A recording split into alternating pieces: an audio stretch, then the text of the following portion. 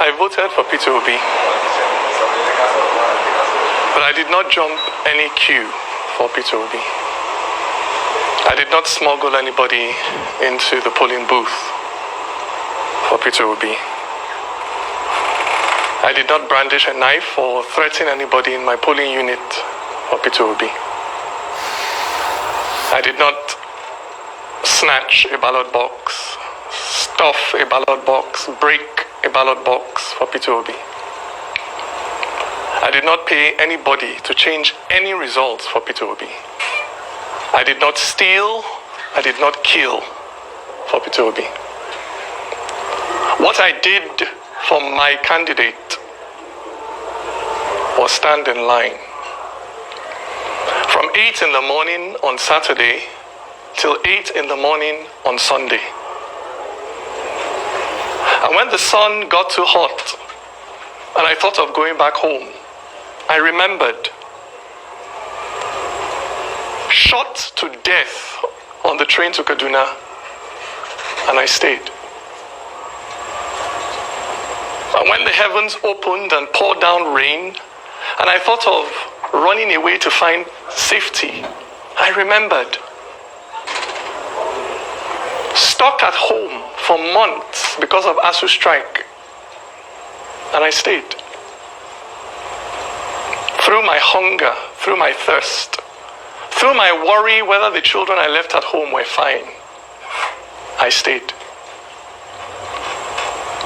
Because what I wanted to give my candidate, what I ended up putting in that ballot box, was not a piece of paper.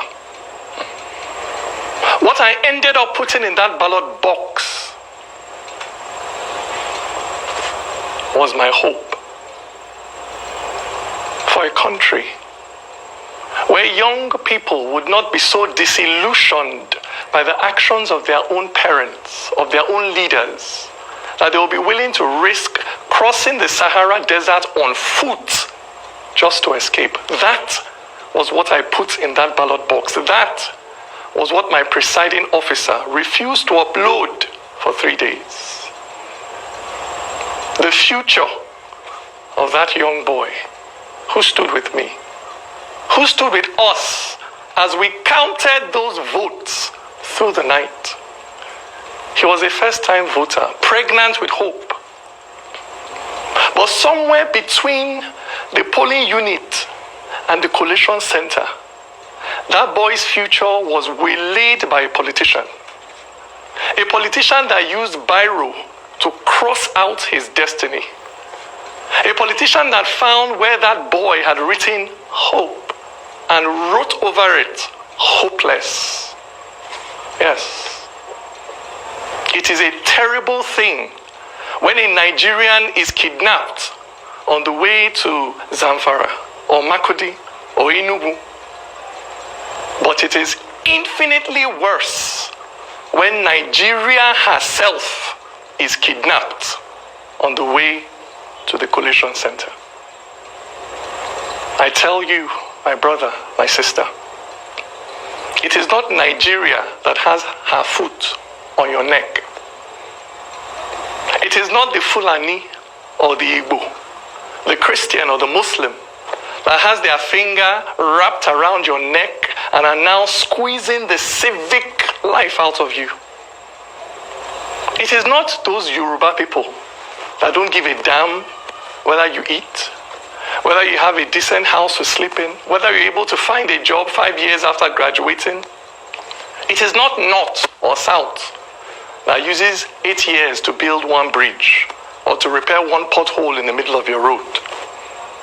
It is that politician who is willing to kill, who is willing to steal to stay in power. That is your enemy. Very powerful piece so there. Many of you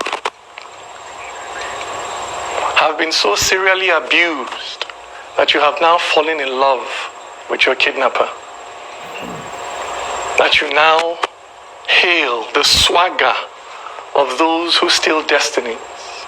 You admire the confidence of those who use the future of the Almajiri to fuel their cars. But not me. Me, I would rather be a gate man in heaven than a king in hell. Me, my heart will always be there, standing in line with that young boy, waiting patiently for the day when our hopes will count. Nigeria, count our hopes, for it is bearable, it is honorable to lose in a contest that is fair.